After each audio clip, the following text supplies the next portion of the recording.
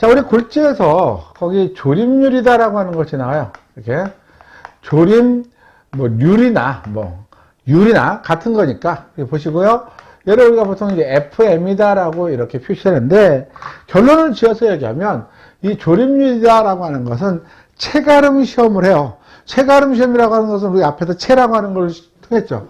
그래서 체가름 시험을 해서 원래는 골재 입도는 입도 곡선으로 그려야 되는데, 얘를 골재 입도를 간단한 수치로 표현한 것을 우리가 조림률이다라고 하는 겁니다. 자, 그렇다면 결과적으로 우리가 조림률이다라고 하는 것은 골재 입도를 파악하는 시험이다.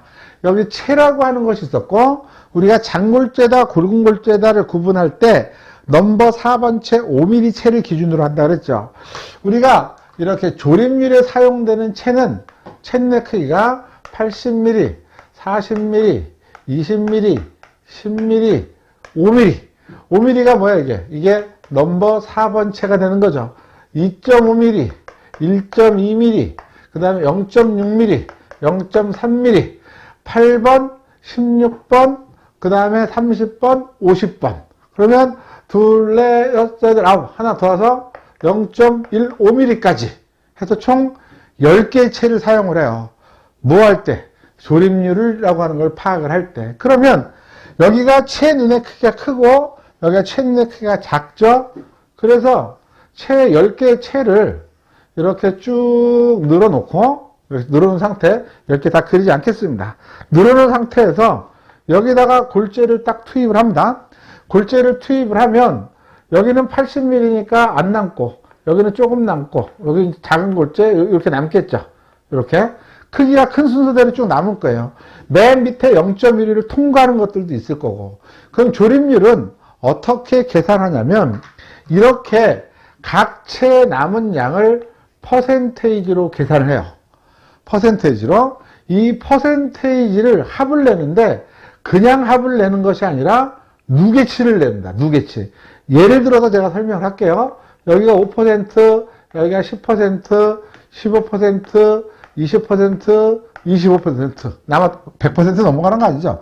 40, 50, 60, 75. 그죠? 그러니까 100%는 이거 다 더한 게 100% 이상이 나올 수는 없어요. 이렇게 남았다라고 가정을 해봐요. 가정을 하면 조림률이다라고 하는 것은 어떻게 계산을 하느냐? 제가 식을 쓰면 이렇게 각 채에 남은 양이에요. 남은 양인데 얘를 퍼센테이지로 만들고 그거 누계의 합을 얼마나 나눈다? 100으로 나눠서 간단한 숫자로 만듭니다. 그럼 예를 들어서 여기 있으니까 요거를 우리가 그대로 정리를 해보면, 처음에는 여기 0%니까 더하지 말고요. 처음에는 얼마가 남아요? 5. 그럼 더하면 얼마예요? 이렇게 더한다는 뜻이에요. 더하니까 15. 이렇게 더하니까 얼마예요? 그 다음 30. 그 다음 이렇게 더하니까 얼마예요? 50. 이렇게 더하면 얼마예요? 75. 이렇게 더해서 100으로 나누면 간단한 어떤 수치가 나올 거라는 뜻입니다. 일반적으로 이렇게 조림률을 계산하면 이 수치는 잔골재는 이렇게 3 이하에 해당하는 숫자가 나오고요. 굵은 골재에 해당하는 것은 6에 가까운 숫자가 보통 저렇게 나옵니다. 이렇게. 그러면 원래대로 따진다 그러면 우리가 저와 같은 조림률을 파악하는 방법은, 제가 여기다가 입도곡선이다라고 하는 걸 그려볼게요. 이렇게. 각 채에 해당하는 번호를 이렇게 다 표기를 하고, 우리가 지금 이게 남은 양을 계산할 수도 있고 통과량으로도 계산할 수 있는데, 제가 이렇게 남은 양을 계산을 해볼게요. 각 채에서 남은 양에 해당하는 누계치를 상한값과 하한값으로 이렇게 정해놔요. 정해놓고 골재 실험을 해봤더니, 이렇게 지금 이 채에 남은 거 여기 누계치가 여기, 누계치가 여기, 누계치가 여기, 이렇게 해서 이렇게 해서 입도곡선 자체가, 이걸 우리가 뭐라 하죠? 입도곡선이라고 얘기를 해요. 이 허용값 안에 들어오면 이 골재는 사용해도 된다. 이게 이제 입도를 판단하는 시험 방법이에요. 예를 들었는데 어느 하나에 특별하게 채가 거의 많이 남아서 이렇게 된다. 이 범위를 벗어나거나 어느 체에 너무 없어서 이렇게 하한값으로 벗어나거나 이런 골재를 사용하면 안 된다는 겁니다. 이걸 우리가 입도곡선이라고 그러는데 그렇게 일일이 파악하지 않고 먼저 간단한 수치로 파악하는 것을 우리가 조립률이다라고 이렇게 이야기를 한다는 겁니다. 그럼 이제 이거를 알았으니까 시험 문제 나중에 가면 여러분들 뒤에도 이런 문제가 나올 수 있어요.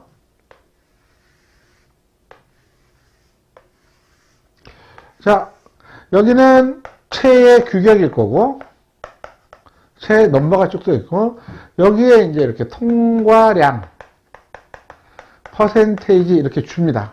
그리고 이거 그리는 거는 이제 누계치예요. 누계치. 입도곡선을 설명했으니까 이렇게 그리고 가, 나, 다, 나. 여기는 통과량의 100%, 100이고 퍼센트가 있으니까 여기는 0. 그랬을 때 조립률 FM이 큰 골재는 뭐냐라고 이렇게 물을 수 있습니다. 이렇게. 그러면 자, 우리는 조립률을 계산할 때 남은 양 누계로 계산을 하죠. 여기가 5%, 10%, 15%, 20%, 25% 이렇게 남았는데 다른 예를 들어보겠습니다. 여기 25%, 20%, 15%, 10%, 5%가 남은 경우를 보니까 분모는 100으로 똑같겠죠?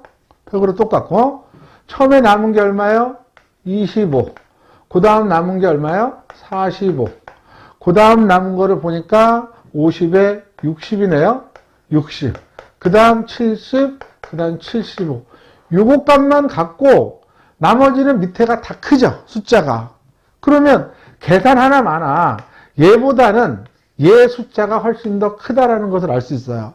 그럼 우리가 여기서 무엇을 추정을 할 수가 있냐면 체가름 시험을 해서 처음에 크게 남는 게 조립률이 클 확률이 높다는 거죠. 여기가 통과량이니까 처음에 크게 남으려면 통과량이 작게 가는 라번이 조립률이 커진다는 겁니다. 이해됐죠? 이 두 가지를 비교하세요. 그렇게까지는 안 나왔지만 얘를 만약에 남은 양이다라고 나오면 그때는 얘가 되겠죠. 초반에 큰 숫자가 이게 되는 거니까. 그래서 이게 가가 답일 때가 있고 라가 답일 때가 있는 게 남은 양, 통과량을 여러분들 잘 파악하시면 되고요. 우리가 이 재료 뒤편에 보면 문제가 있을 때도 요 문제에 관한 것들이 있으니까 그렇게 해서 여러분들이 잘 파악을 해서 보시면 쉽게 내용들을 정리할 수 있습니다. 자, 조립률이다라고 하는 것은 그래서 거기 교재에 나와 있는 말의 의미를 해서 골재의 입도를 수량, 수의 값으로 나타낸 거다라고 하는 거고 체가름 시험을 통해서 계산한다라고 해서 체에 관한 것들을 쭉 정리를 우리가 이렇게 해놨습니다. 자, 그 다음 이제 거기 보니까 뭐가 있어요? 우리가 잔골재율이다라고 하는 것, 아니, 잔골재율인가요? 다음 나와 있는 게 아니죠. 굵은 골재 최대 치수다라고 하는 것이 있습니다. 자, 굵은 골재의 최대 치수다라고 하는 것은 우리가 앞에서 정리를 했을 때 크면 클수록 좋다라고 이야기를 했고 얘는 크면 클수록 자신의 제한값이 있다라고 했습니다. 그러면 굵은 골재의 최대 치수다라고 하는 거에 정의가 뭐냐라는 거죠.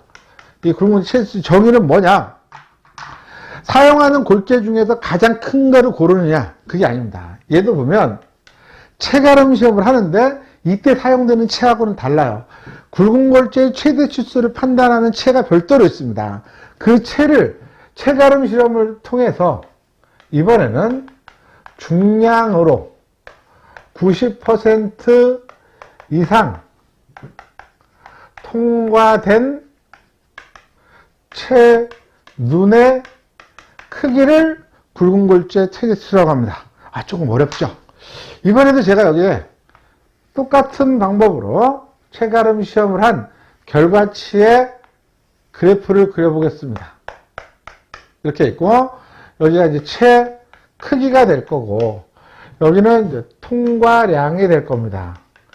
통과량, 누적 통과량이겠죠? 이거 퍼센테이지예요. 여기에 우리가 입도곡선 그리듯이 통과량의 누적 그래프를 내가 이렇게 그려져서 문제가 주어지면 여기서 내가 90%라고 하는 지점을 찾는 겁니다. 90% 지점을 이렇게 찾아서 이거를 그대로 쭉 내려요. 딱 내렸을 때 90% 이상 통과된 채 눈의 크기니까 요건 안 돼요.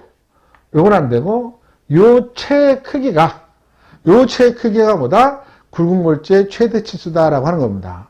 만약에 이렇게 우리가 생각을 해보죠. 90% 딱 걸렸을 때 요 채에 딱 걸렸다. 요렇게. 그러면 이만큼 10%에 해당하는 양만큼은 따로 있다라는 거죠.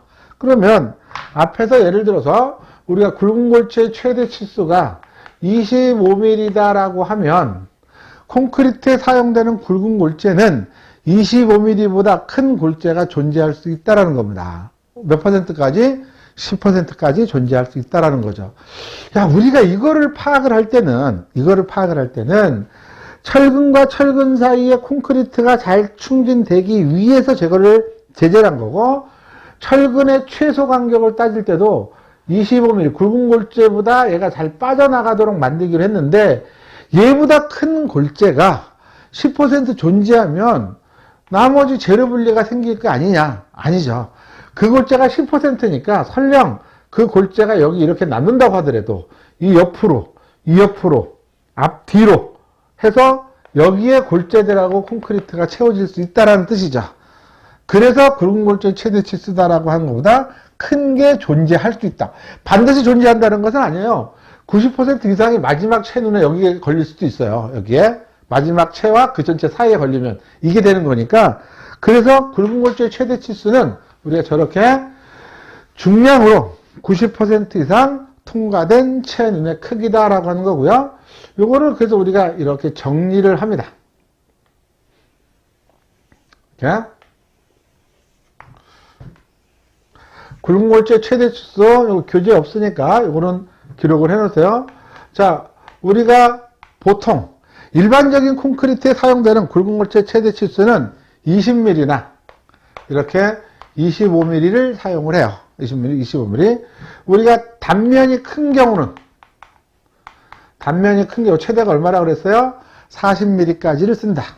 자, 그 다음 묵은 철근이 없으면 조금 더 커도 되죠.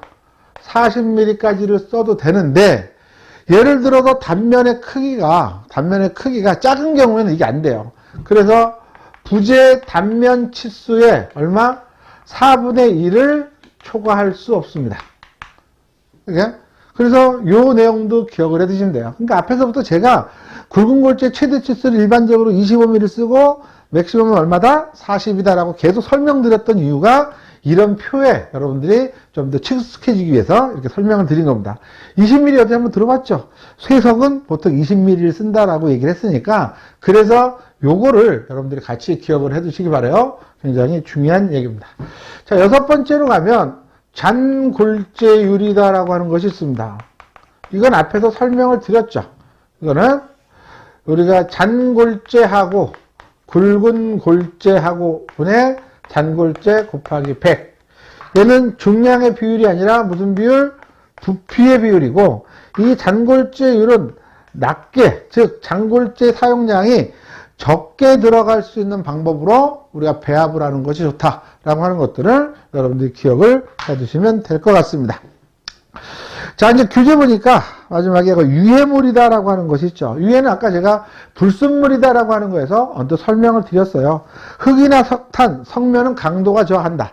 그리고 부유물들 같은 거는 마찬가지죠. 자, 혼탁 비색법이라고 하는 것은 뭐냐면, 내가 색깔을 비교를 해서 불순물이 들어갔는지 안 들어갔는지를 파악하는 시험 방법이에요. 골재를 우리가 시험하는 용액에다 넣어서 색깔을 비교했더니 흙에 가깝다, 사용해도 된다는 겁니다. 빨간색에 가깝다, 사용하면 안 된다는 뜻이에요. 색깔을 비교해서 파악하는 혼탁비색법, 유기불순물을 파악하는 시험 방법이고, 거기 염화물에 해당하는 것들도 마찬가지 설명을 하고 있으니까 아까 다 정리했던 내용들이에요. 그거 같이 기억을 해두시기 바랍니다. 자, 골재 취급 시 주의사항, 크기별 종류별로 구분해서 반입을 하고, 재료 분리가 일어나지 않고, 표면 건조 내부 포수 상태로 사용을 하고, 이물질이 혼입되지 않고 깨지지 않아야 된다. 앞에서 설명드렸던 내용과 일반적인 상식으로 다 정리할 수 있는 그와 같은 내용들의 물입니다. 거기 상수도물 이외의 물을 사용을 할 때 이런 것들을 파악을 해서 이 규정에 들어가야 되는 것만 가지고 사용한다라고 하는데, 이 문제가 시험에 나오면 그냥 틀리세요. 그냥 찍으세요. 나는 암기력이 좋다 그러면 이 표를 그대로 외우면 됩니다. 현탄 물질의 양, 리터당 2g 이하, 용해성 증방 잔류물의 양, 리터당 1g 이하, 염소에 해당하는 Cl-량, 리터당 250 마이크로그램 이하. 저 같은 못할 것 같아요. 잘 안 나오기 때문에 그냥 통과를 하자라고 하는 거고, 물은 그냥 깨끗한 물을 사용하면 된다라고 하는 걸로 이렇게 정리를 해두시면 됩니다. 자, 이렇게 해서 우리가 전 시간에는 시멘트에 관한 내용을 정리를 했고요. 오늘은 골재에 관한 내용들을 정리를 했어요. 이게 다는 아니죠. 이거를 많은 것들을 제가 축약을 해서 최소한 알아야 될 것들만 여러분들이 전달을 한 거니까 최소한 이 정도는 알아두셔야 됩니다. 그래야 나중에 여러분들 실기에 가서 좀 더 쉽게 내용들을 정리하고 필기대회에도 뒤에 가서 콘크리트에 대한 기본적인 성질이나 이런 것을 설명할 때도 내용을 빠르게 이해할 수 있습니다. 자, 다음 시간에는 우리가 혼화재료라고 하는 것들을 정리를 할 건데요. 시간이 그렇게 길지 않을 겁니다. 짧게 정리가 되지만 그 함축된 내용으로 여러분들한테 전달을 할 거고, 혼화재료는 실기 쪽에 가도 시험이 자주 나오는데 명확하게 정리하지 않으면 그때 많이 혼동이 될 겁니다. 자꾸 필기 공부하면서 실기 얘기를 너무 강조하는 것 같은데요. 그만큼 실기 때 여러분들이 중요하기 때문에 그렇습니다. 그건 나중에 이제 필기를 합격하고 나서 여러분 직접 체험해 보시면 합니다. 자, 오늘도 이렇게 많은 시간, 오랜 시간 공부하시느라고 고생하셨고요. 잘 정리를 해서 여러분들 걸로 잘 만들어 놓으시기 바라고, 저는 다음 강의에서 혼화재료라는 걸 가지고 다시 찾아뵙도록 하겠습니다. 자, 수고하셨습니다.